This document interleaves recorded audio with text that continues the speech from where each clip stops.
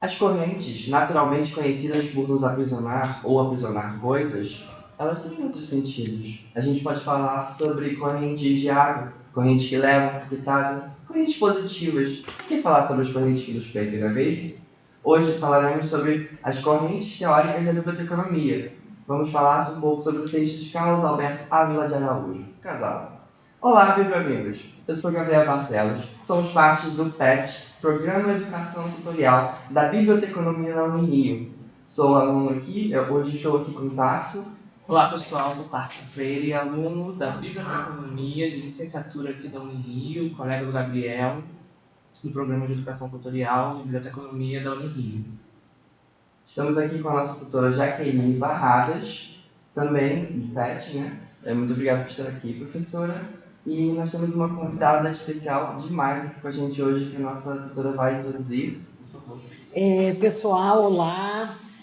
Com muito prazer, né, com muito gosto, com muita satisfação que a gente inicia esse podcast aqui para discutir um tema muito importante para a nossa área. E a gente está contando aqui com a participação de uma professora que estuda profundamente essa área, né?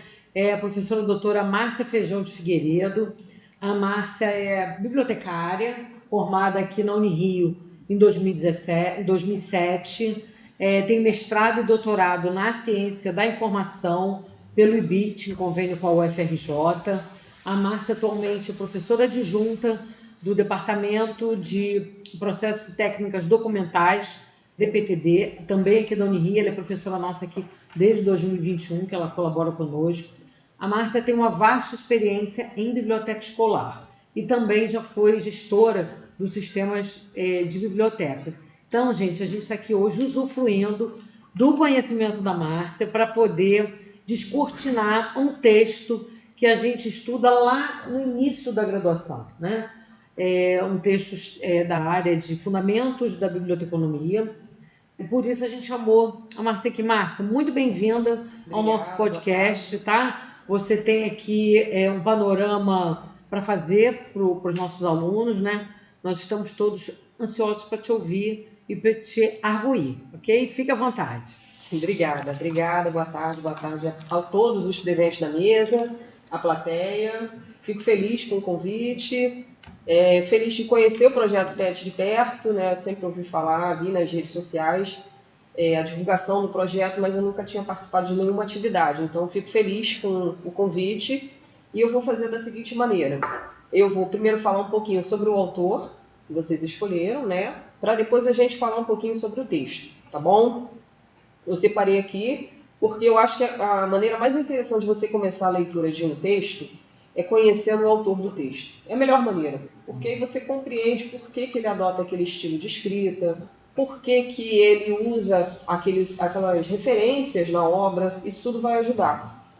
E aí o que eu posso dizer para vocês é que o professor Dr. Carlos Alberto Ávila Araújo, ele tem esse apelido de Casal, né, entre os colegas da Ciência da Informação. Ele é atualmente professor titular da Ciência da Informação na Universidade Federal de Minas Gerais.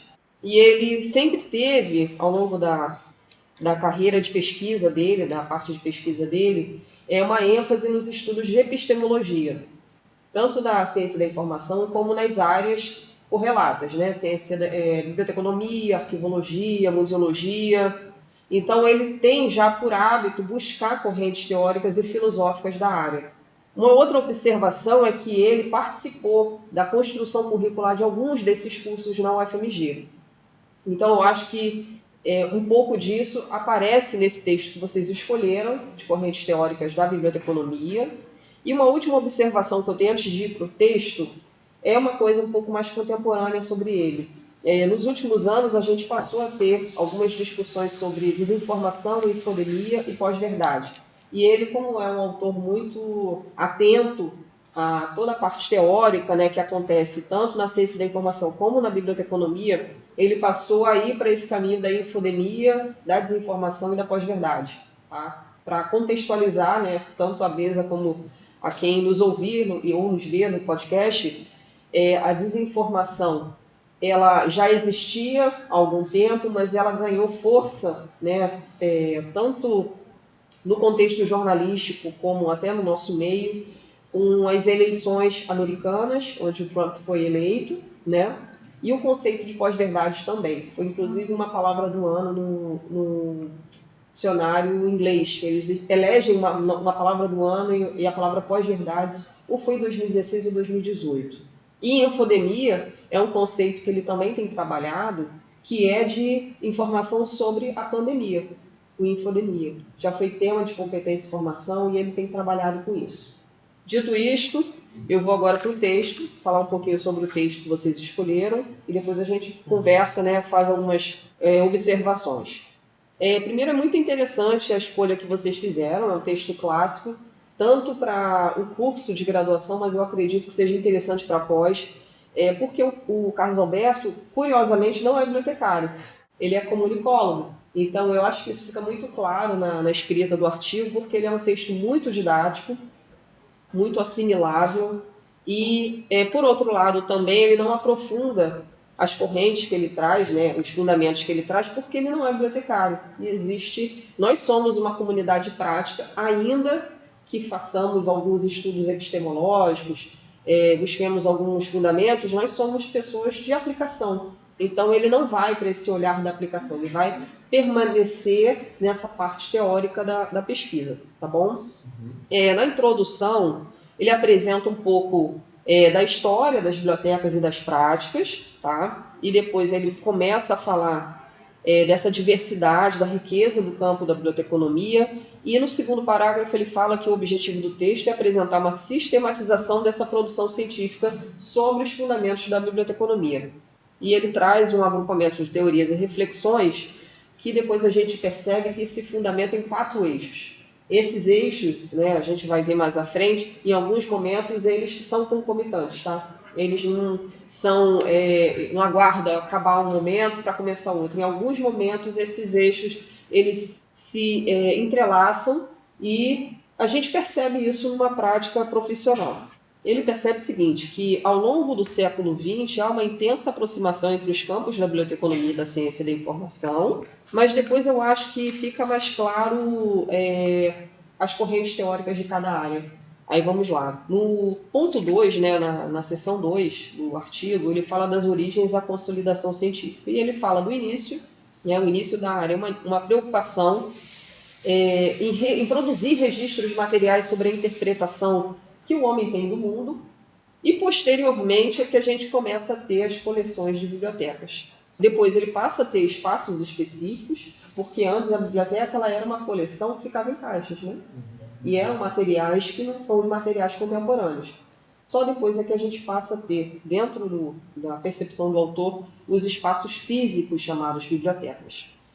E aí a gente permanece com esse olhar de coleção, até porque produzir conhecimento registrado é muito caro. Não era um material barato, não havia uma indústria, não havia equipamentos, né, para se produzir conhecimento de uma forma impressa. Então, permanece com essa ênfase nas coleções, até porque são poucas, são raras e preciosas. E aí a gente tem no século XX, né, com o Renascimento, os primeiros traços dessa parte de conhecimento teórico da biblioteconomia, porque até então havia um guardião, não havia um fundamento teórico.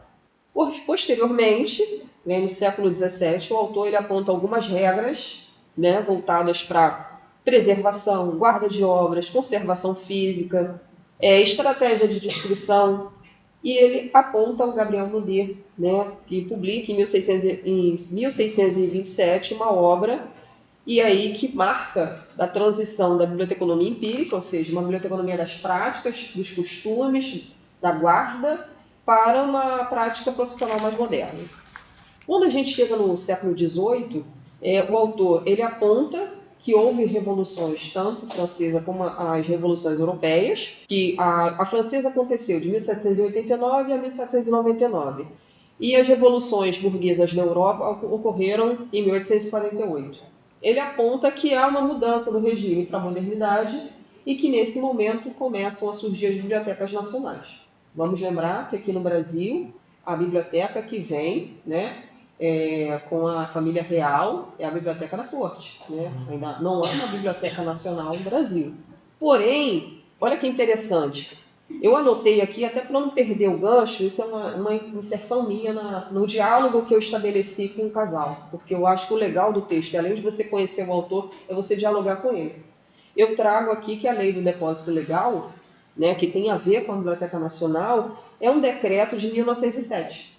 Então, foi logo depois desse período conturbado aí, né, do século XVIII, a gente, em 1907, no século XX, a gente tem a Lei do Depósito Legal já aqui no Brasil.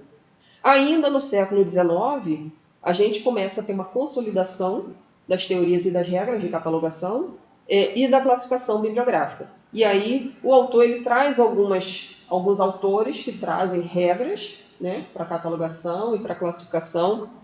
Eu acho que caberia incluir aqui que no século XIX a gente tem a presença do Outlet, que trouxe grandes contribuições depois para a biblioteconomia. Apesar da ênfase dele ser na documentação, ele cria alguns recursos, né, que ajudam muito a biblioteconomia do século XX, então acho que seria interessante.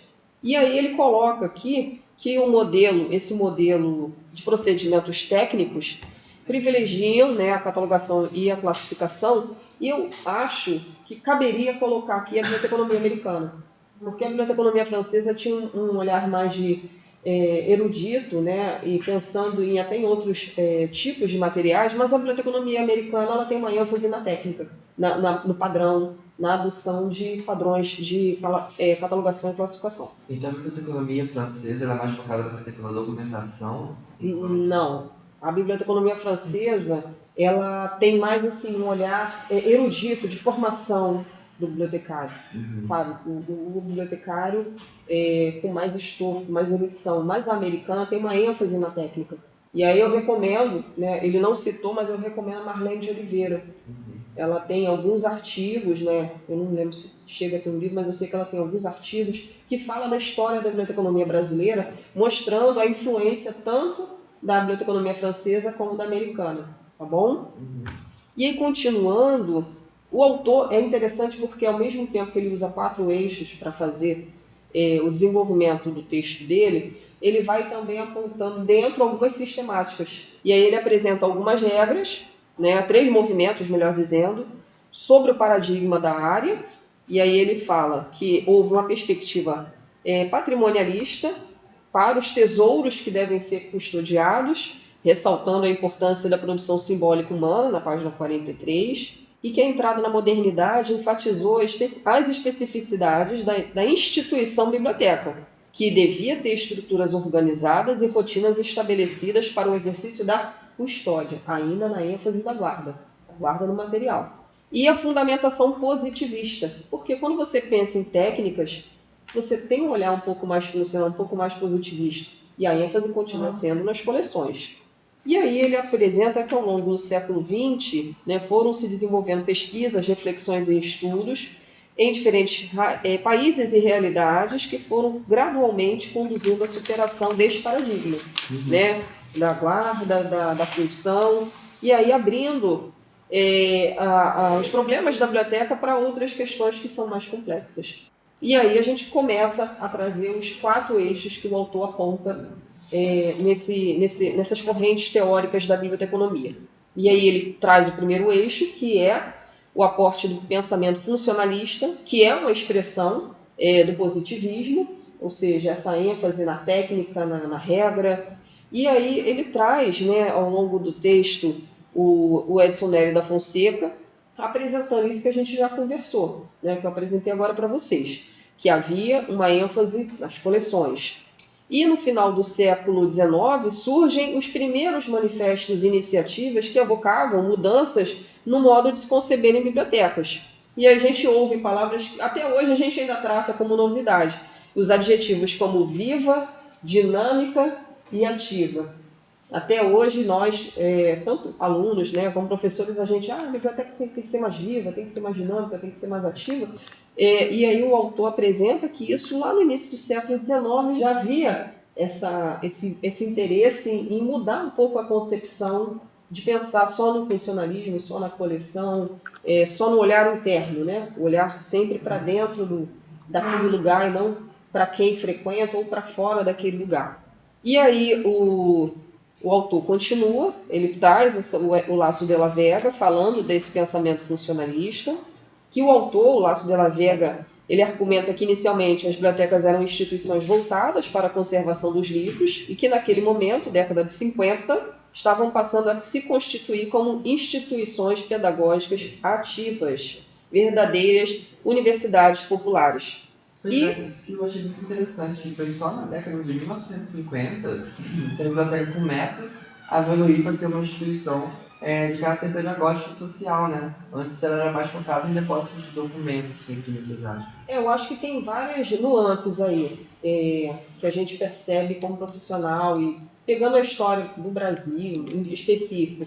É sem pensar que até a Revolução Industrial a gente não tinha uma produção em massa de livros. Então realmente os livros eram poucos, eram caros e servia uma elite. Se fosse uma elite da igreja, fosse uma elite na educação ou alguns intelectuais, mas a gente ainda não tinha uma popularização do livro. Um outro contexto que a gente tem que trazer é que até a década de 50 a gente ainda tem um Brasil rural, assim, né?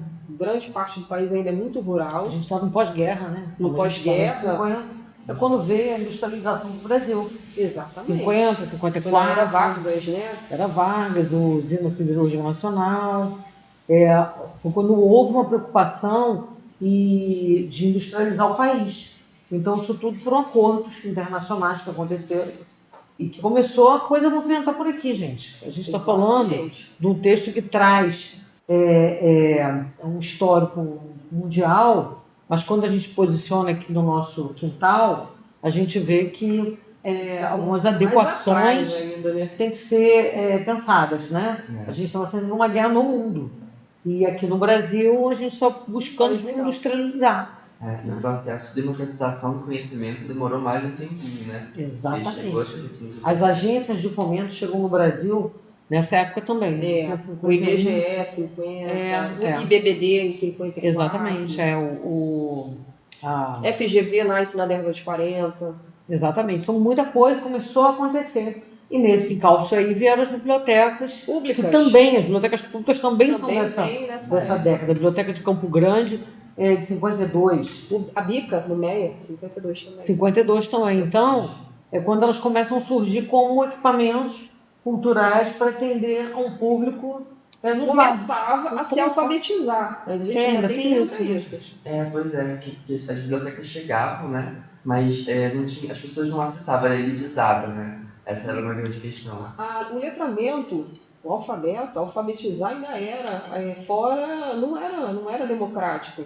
As famílias ainda não tinham seus filhos na escola e quando frequentavam era só para aprender a ler e escrever. Então, assim, a gente tem um país ainda rural até a década de 50, um país com muitos analfabetos, uma taxa muito alta, e que as bibliotecas populares começam a chegar. E tudo isso reflete na biblioteconomia. Né? E eu acho que, em geral, as pessoas às vezes têm uma certa resistência em entrar numa biblioteca também, né? Quando vem aquela estrutura e tal, bibliotecas maiores e tal, e muitas vezes elas não entendem muito bem o conceito do público, de chegar, de entrar, de fazer diversas coisas, de ter várias atividades, né? Isso também pode ser uma questão. E é interessante notar que o Brasil é um país continental, né?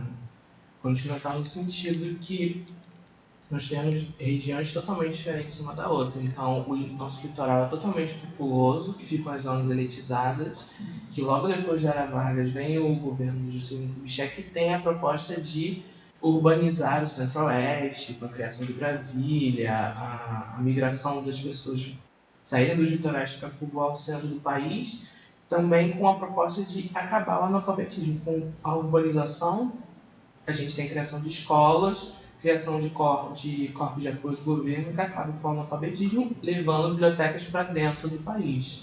Até a década de 50, o Centro-Oeste era mato, praticamente. Sim. Vou continuar então, pessoal, que a gente gosta, né?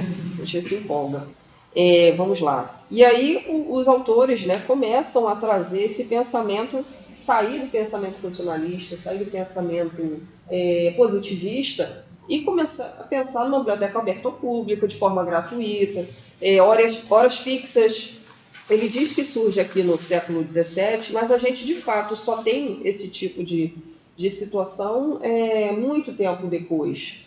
E aí o Nunes ele aponta o seguinte, que surgia a necessidade de mudança contra o conceito elitista de biblioteca, encarada apenas como depósito de conservação de livros nunca lidos ou de acesso reservado apenas para os eleitos, ou seja, pessoas que eram autorizadas a entrar naquele espaço. E aí, num contexto mundial, ele fala que essa realidade, né, o Edson Nery da Fonseca traz que essa realidade começa a mudar na Inglaterra, trazendo um conceito de biblioteca pública no começo do século XIX. E aí é um movimento liderado por Mann e Barnard em favor da educação. E aí começa esse movimento de bibliotecas públicas, trazendo também serviços, né? Como a gente falou, antes uma ênfase nas coleções, agora tem serviços de referência, adequação de acervos, instrumentos fáceis para a busca, né? Uma sinalização, uma condição de realmente de fazer um trabalho melhor. E aí ele apresenta um texto de Samuel Green, tido como um texto germinal dos serviços de referência, ainda, né, citando o Edson Nery da Fonseca. E aí chegamos no século XX, e o autor aponta que em 1928 houve o primeiro programa de doutoramento em biblioteconomia. E aí a gente começa a ter uma mudança de orientação profissionalista para uma orientação científica, ou seja, da prática para o fazer ciência, né? E entre os principais trabalhos do grupo, ele traz um livro do Eccles, em 1939, e do Butler, 1933, que representam um novo paradigma. Continuando, a gente tem os movimentos culturais, né, determinantes na conformação da instituição biblioteca, com o Shira. E o Shira ele fala que o fundamento da biblioteca se encontra no fato de existir para ir ao encontro de certas necessidades sociais. Shira ele é um autor de epistemologia social, né? E ele tem uma grande contribuição não só para a biblioteconomia, como para a ciência da informação. E aí a gente começa a ouvir pensar em pessoas, e não mais em coleções. Aí, posteriormente, em 1931, o Ranganatha traz as 5 leis da biblioteconomia, né? Um clássico da nossa área, que são as leis em que utilizamos até hoje, que são os livros são para uso, a cada leitor seu livro, a cada livro seu leitor, ou que o tempo do leitor e a biblioteca é um organismo em crescimento. E aí ele aponta, né, que aparentemente é uma obviedade, mas eu entendo que às vezes a gente vai tão longe e não percebe que o óbvio resolve, né? As 5 leis, elas trazem, de certo modo, também funcionalidade, mas um pouco mais de clareza de quem é o livro do meu leitor, de qual o leitor, né, precisa daquele livro. A biblioteca é um organismo de crescimento, ou seja, sempre chegarão novos materiais que podem contribuir para a formação daquela coleção. Então, até hoje nós temos assim, essas 5 leis como muito relevantes na nossa área. Por essa via aberta por Ranganatha, acabou ocorrendo uma aproximação entre a biblioteconomia e a teoria sistêmica, ou seja, a relação entre as partes, né, que fazem um sistema funcionar, é uma lei da biologia.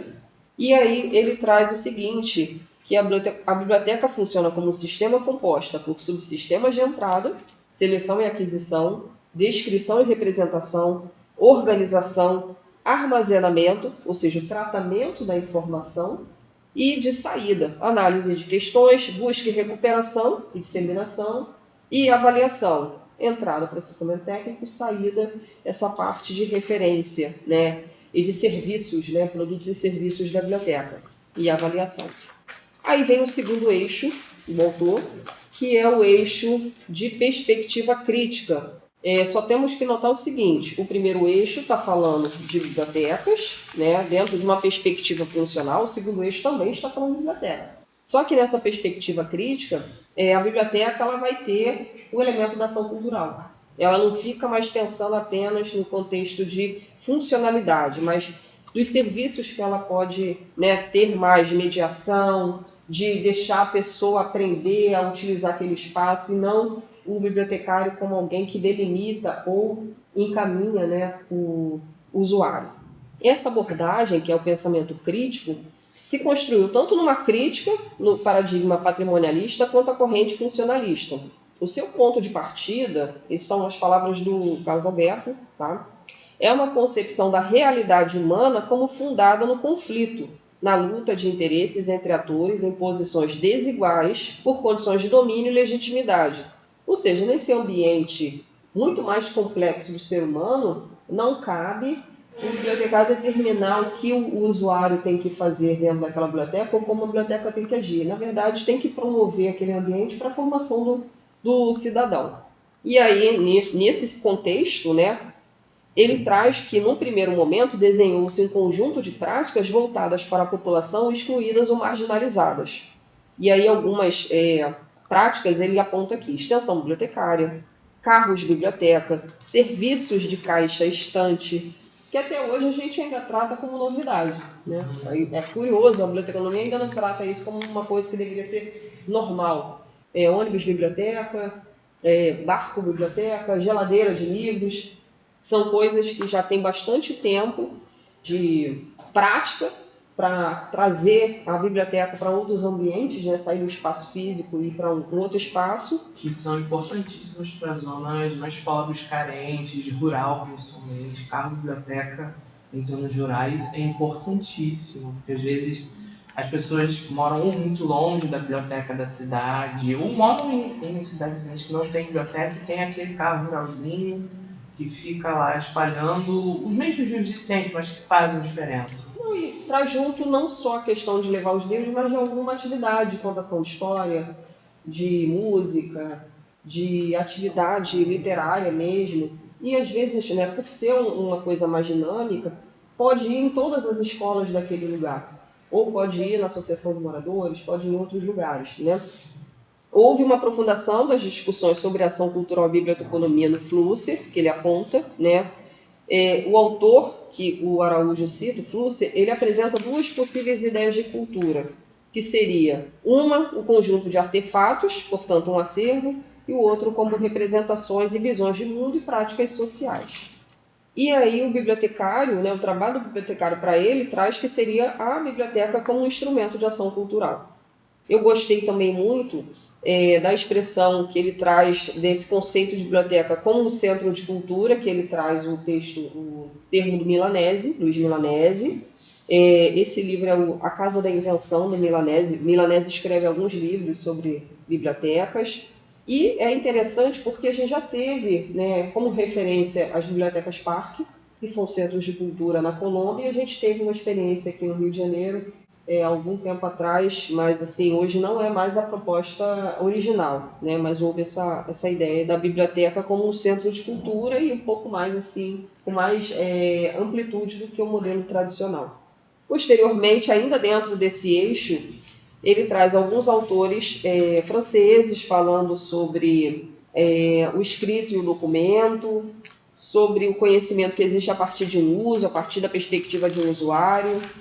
E ainda dentro do segundo eixo ele fala da questão da natureza ideológica no ato de indexar os princípios e os critérios ideológicos dissimulados nos sistemas de classificação bibliográfica e principalmente a própria ideia de neutralidade e objetividade presente nas reflexões sobre o trabalho bibliotecário. Ele cita o Lewis, o Berman e Lucas.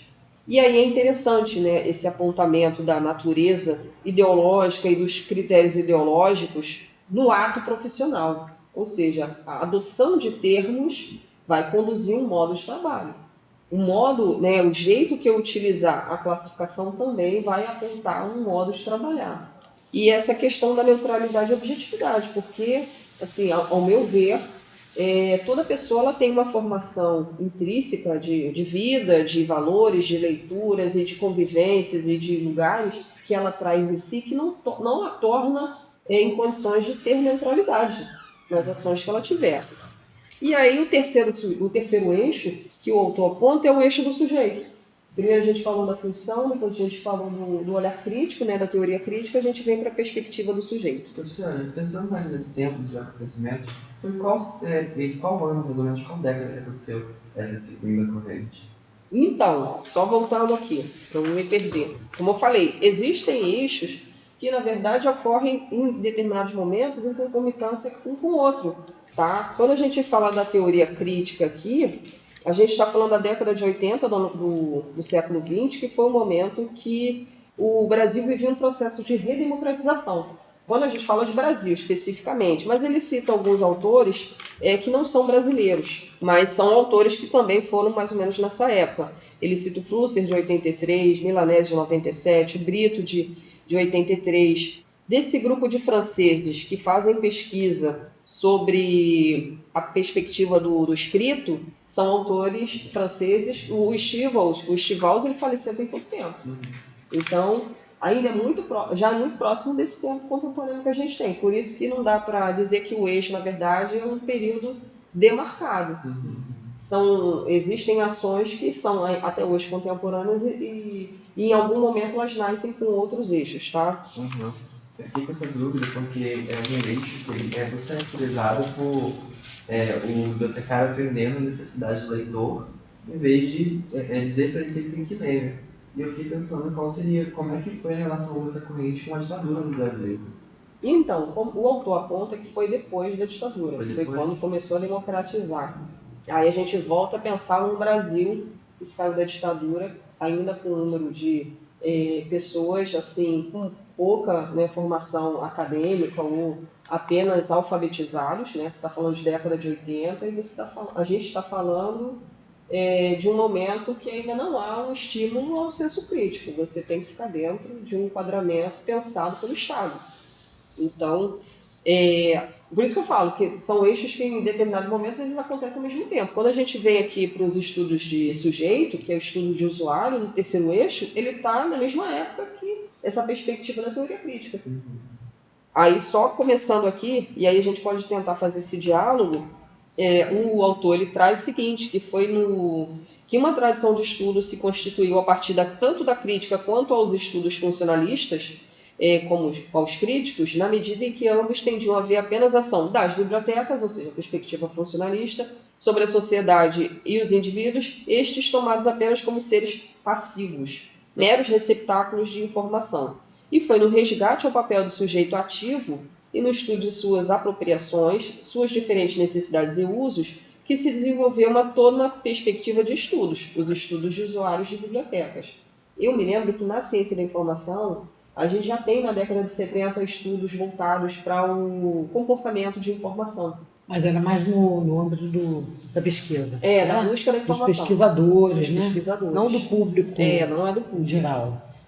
Também, professor, nessa parte do estudo do sujeito, é interessante que ele começa falando que começou o estudo da comunidade, que vai se transformando depois para o estudo de usuários individuais. Aí a gente muda do estudo da comunidade para chegar ao que a gente tem, que é o estudo de usuário. Aí a senhora poderia falar um pouco mais do que muda disso, do estudo de uma comunidade para o estudo de um indivíduo? Porque, na verdade, ele pensando numa prática coletiva, ele vai colocar todo mundo ali, os alunos do 6º ano, né? Os alunos do 6º ano gostam de livros de curiosidades. Ele está enquadrando um grupo, ele não está pensando nas individualidades ali. Então, eles perceberam que os estudos por grupos não eram suficientes para pensar nas demandas, nas necessidades individuais. Eu acho que é uma evolução. É uma evolução dentro do próprio eixo. Eles começam... Primeiro, eles não fazem estudo nenhum. Então, eles começam fazendo em grupos. Em grupos, eles percebem que ainda há necessidades que apenas um indivíduo poderia responder. Eles ampliam, começam a evoluir esses estudos para estudos individuais. Depois, eles vão para os estudos de uso de posições. Eles vão crescendo. Ele cita Carol Quintal, porque a Carol Quintal, apesar de pensar também nesses estudos de comportamento de informação, ela também vai para a biblioteca escolar. Acho que ele não chega a desenvolver isso, mas a Carol Quintal, ela acaba contribuindo muito para o conceito de competência e formação também, que é um tema bem contemporâneo, né? Como funciona o estudo de usuário dentro de uma biblioteca escolar? Pergunta difícil. Deixa eu pensar aqui. Deixa eu ver se a Carol Quintal cita explicitamente como ela fez aqui. Uma pergunta que me veio agora. Acho que de usuário é outra parte. Mas de outra não. Na página 50 fala o seguinte, que entre os estudos contemporâneos destaca-se a abordagem construtivista levada a termo por Carol Quintal, principalmente no âmbito das bibliotecas escolares. A partir de uma série de pesquisas empíricas, ou seja, pesquisas ali de campo, a autora empreendeu diversos estudos sobre como os estudantes buscam e usam os recursos disponíveis na biblioteca, bem como as habilidades que as barreiras que interferem nesse processo. Com base nos resultados, a autora elaborou um modelo de comportamento informacional baseado em processo, em 6 etapas que são analisados ainda os fatores cognitivos e emocionais atuantes em cada uma dessas etapas. A Carol Puntal tem publicação no Brasil. Houve tradução dos livros da Carol Puntal. Então, de repente, isso aí vira um podcast só para falar da Carol Puntal, porque já tem tantos anos, né, que a Carol faz esse trabalho, tanto de comportamento de formação para busca, né, como para modelos escolares, que eu acho bem interessante. E aí vem o quarto eixo, que é o eixo de representação, que é o eixo que ele aborda essa parte de tratamento da informação. Ele começa falando sobre a Declaração de Princípios Internacionais de Catalogação de Paris, que foi um evento que aconteceu em 1961. A IFLA, né, que conduziu esse evento, e ao final do evento houve uma declaração daquela comunidade que participou do evento para adoção de princípios internacionais, porque até então cada um catalogava do seu jeito. E aí a gente passa a ter uma preocupação mundial em adotar padrões assim um pouco mais unificados para a catalogação dos materiais. E aí ele apresenta, né, a partir desses princípios, houve a primeira edição da ACR, que é uma regra de catalogação anglo-americana, um código de catalogação utilizado internacionalmente, inclusive amplamente utilizado no Brasil. Até hoje, a maioria das bibliotecas usam, né? Nos anos 70 houve o desenvolvimento do ISBD. Em 1978 houve a revisão da ACR, e aí saiu a segunda edição. Se não me engano, no Brasil a gente usa a segunda edição ou segunda edição revista. Aí depende da biblioteca. E aí ele, em seguida, fala do MARC. Ele colocou o seguinte, que o MARC, ele não cita a fonte, ele diz que foi criado em 1969, o formato MARC, que é um formato legível por computador, mas assim, a fonte que eu uso diz que é 66. É porque tem várias partes, né? Tem o MARC. Não, projeto MARC, ele foi criado em 1966 pela Henriette Fravan. Ela foi convidada pelo escritório da Library of Congress para criar um projeto para migrar as fichas catalográficas da Library of Congress para um formato legível por máquina.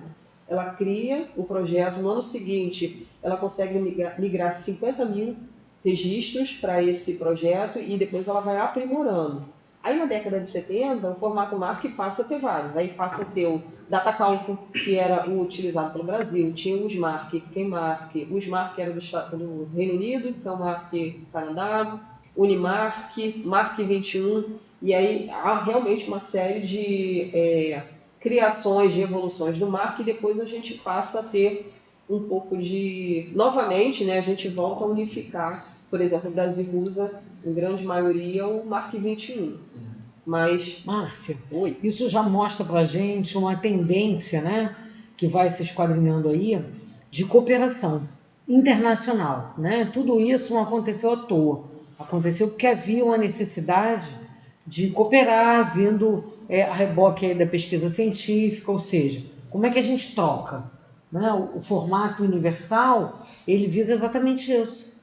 Possibilitar com que a gente possa trocar. Como é que eu vou trocar figurinha com você se você está com algo diferente do meu, né? Então a ideia é a gente fazer intercambiar. E aí que começam os processos de catalogação cooperativa, de troca, né, internacional. Isso tudo foi um arcabouço, né? Exatamente. O cimento que a gente criou, a estrada que a gente pavimentou para que isso tudo acontecesse. Muito interessante, né? Muito. Porque dentro desse texto ele explora tantos caminhos até chegar nesse em que a gente começa a trabalhar cooperativamente para poder,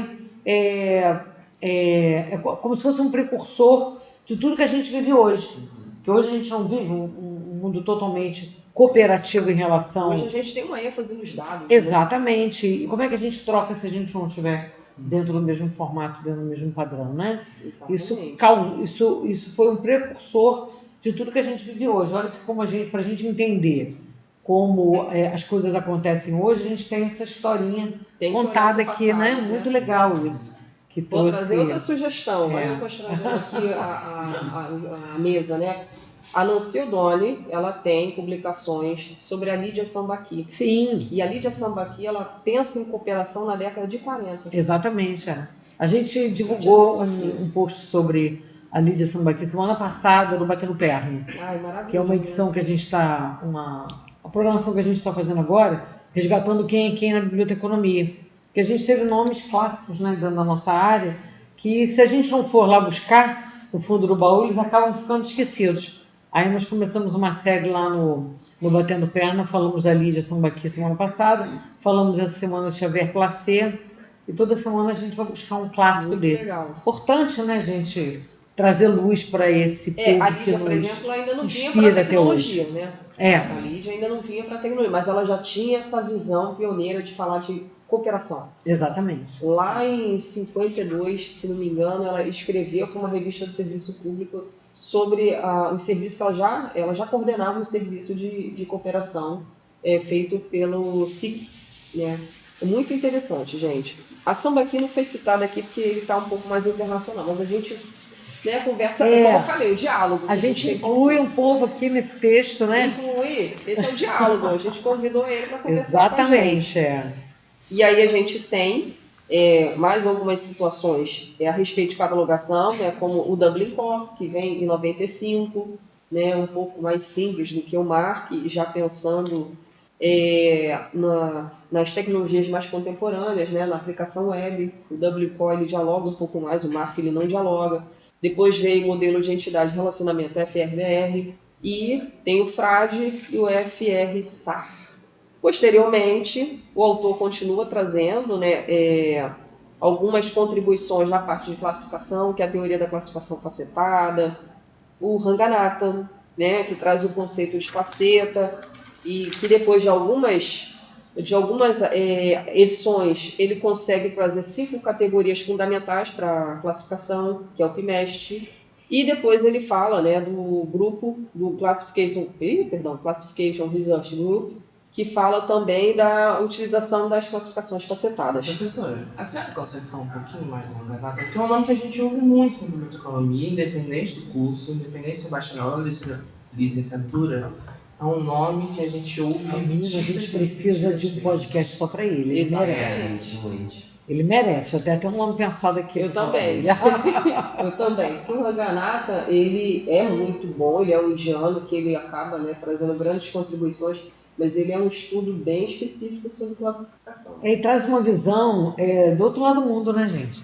A gente está falando dos Estados Unidos, de Europa, e ele vem lá da Índia, assim, trazendo muita contribuição que a gente está trabalhando até hoje. Só que nesse texto a gente já fala dele por 2 vezes, né? Das leis e das facetas, né? Da classificação facetada. Acho que ele merece um podcast próprio, né? Gente. Calma, a gente vai dar conta de tudo. Eu acho que o legal do Carlos Alberto é que de todo mundo ele fala um pouquinho. Isso. Acho que a intenção dele aqui não é aprofundar, é só mostrar que existem fundamentos que conduzem a biblioteconomia. A biblioteconomia ela não é uma prática sem uma reflexão. Ela é uma prática que vem de uma reflexão, que vem de fundamentos, que vem de gente que pensou no campo. E aí a gente vem para as perspectivas contemporâneas, que o autor apresenta em 2013, ou seja, é uma perspectiva de 10 anos atrás, e aí ele traz 3 grandes tendências. A primeira é a mediação, ou seja, o bibliotecário como mediador, traz a influência do Paulo Freire. Eu acho que esse conceito de mediação em ambientes escolares é uma coisa muito comum. Já tem muitos bibliotecários estudando ação e mediação, porque, na verdade, dependendo do tamanho da criança, ela ainda não tem uma alfabetização de letras, então você tem que fazer uma mediação ali para envolver a criança naquele ambiente, para trazer o engajamento dela para o futuro, né? No segundo, ele fala do conceito de information literacy, que, na verdade, vai alcançar a competência da informação, né? E essa segunda vertente, ele fala o seguinte, que começa com o olhar de tecnologia, na década de 70, o autor é o Zurkowski. Ele fala desse ambiente de tecnologia porque ele pensa o seguinte, a gente tem que saber usar a informação nas novas tecnologias, lá na década de 70. Mas ele não está pensando como educação, ele não está pensando em aprender, ele está pensando em uso de ferramentas, porque não eram como são hoje. A tecnologia na década de 70 ela não era intuitiva. Você tinha que estudar a programação, você tinha que estudar o computador, os equipamentos, você tinha que aprender realmente a manusear uma máquina.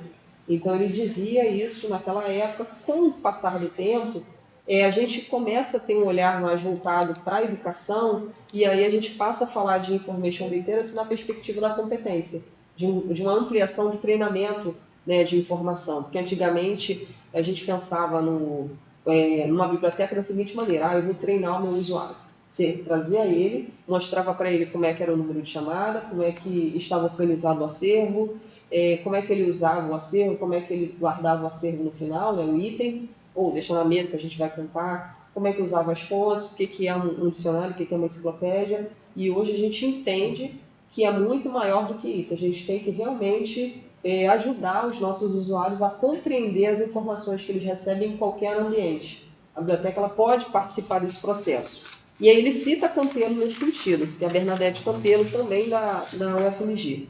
E a terceira vertente são as bibliotecas eletrônicas ou digitais, que é a questão dos acervos, dos serviços, das dinâmicas de uma biblioteca que está em um outro tipo de suporte, tá bom? Eu acho interessante que a gente vê que o bibliotecário não vai mudando de função, as funções vão sendo agregadas. Primeiro a gente tem aquela visão romântica, o guardião do conhecimento, o guardião dos livros, que a biblioteca tem uma caixa, um cofre de livros totalmente elitista. Aí você vai para a visão crítica, que é uma pessoa que vai ajudar dentro de uma sociedade opressiva ou muito incerta, né?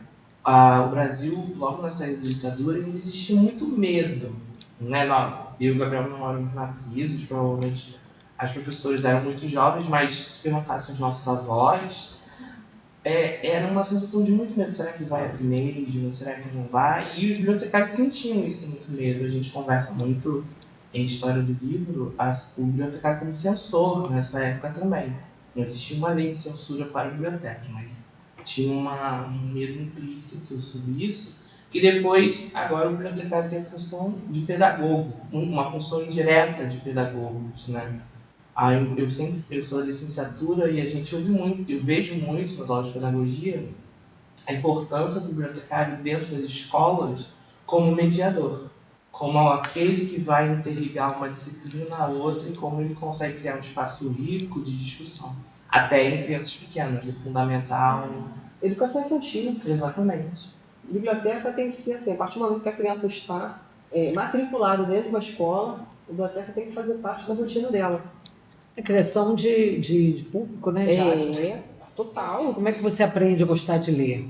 Vendo outras pessoas lendo. Isso já está mais do que provado cientificamente. Eu aprendi, caso pessoal aqui agora, eu aprendi a gostar de ler porque meu avô tinha uma estante em casa que é do chão ao teto. Era uma unidade de 4 metros, uma estante de 4 metros.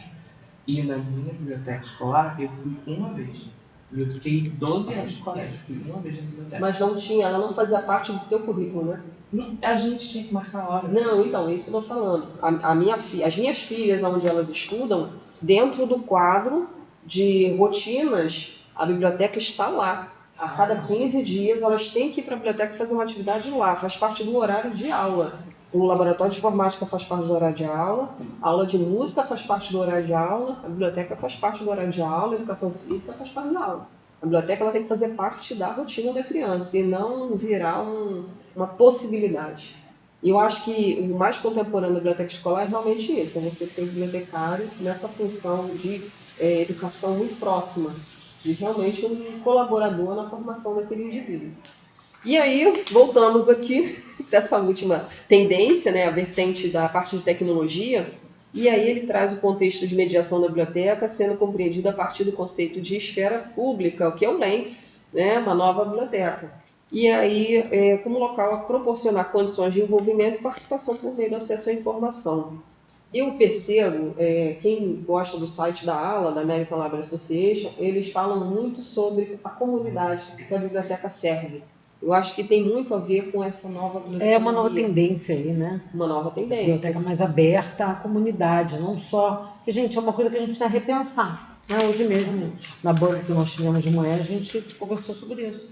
Porque no momento em que você acessa tudo de imediato, né, criança, jovem, adulto, idoso, no celular que está ali a teu alcance, porque onde é que a biblioteca se coloca nesse espaço, né? Ela tem que repensar aí as suas Ela tem que ser finalidades. necessária também, né? E aí ela passa a cumprir, acolher as pessoas de uma outra forma, a partir de outras necessidades, né?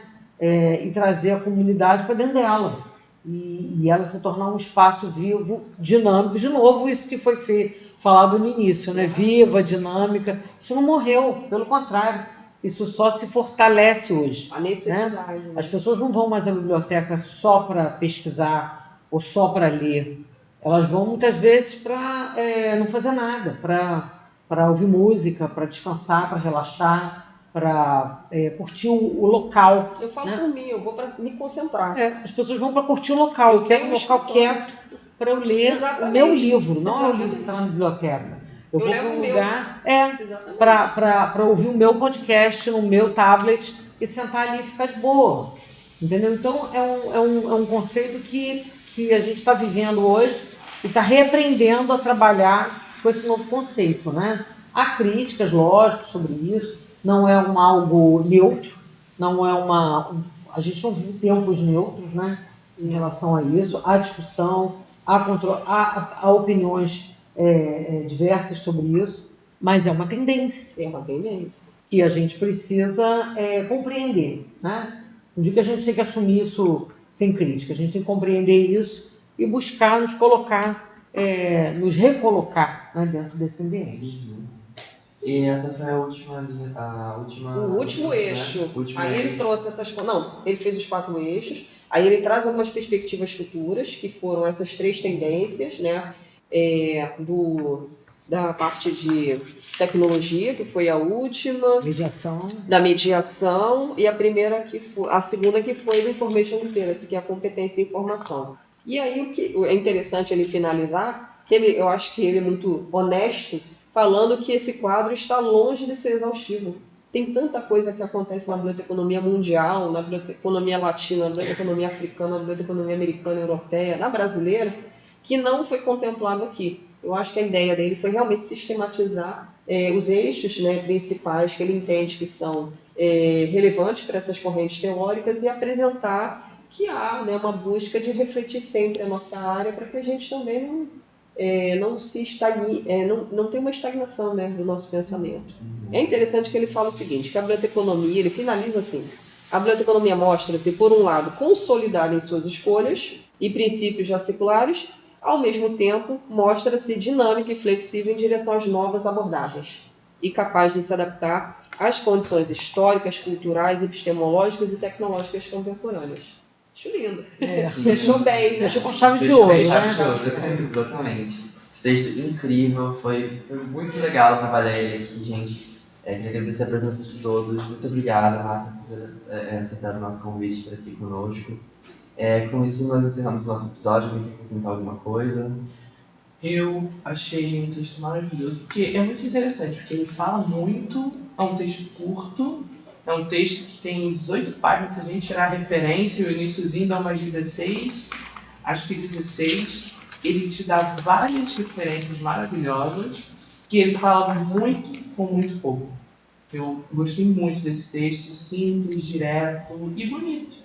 E bonito. Muito legal mesmo. Então, Mais bonito é a gente ter se encontrado, né? sim. Para fazer essa conversa. E quando a gente fala sobre, a forma como a gente absorve um texto ou um conteúdo é muito melhor. A gente aprende quando a gente trabalha um texto conversado, assim, né?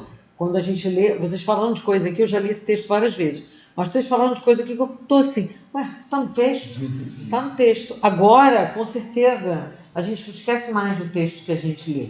Sim. Porque a gente consegue conectar na medida que a gente conversa, né? Então, o texto conversado, e essa é uma proposta nossa aqui do PET, né? O Clube de Leitura Acadêmica, e vocês vão ainda ter o prazer de desfrutar de muitos outros episódios como esse, em que a gente vai discutir outros textos legais, tá? Então, assim que esse episódio for pro ar, é importante que vocês sinalizem textos que gostariam de de ouvir aqui a discussão. Tá? A gente tem uma listinha já um pouco extensa, mas todas as indicações são bem-vindas. Professora Márcia, muito obrigada pela sua disponibilidade, pela sua atenção e por essa troca riquíssima de conhecimento que você proporcionou aqui para os alunos da Unirio e para os alunos de biblioteconomia pelo Brasil afora e todos que ouvem aqui a nossa língua brasileira.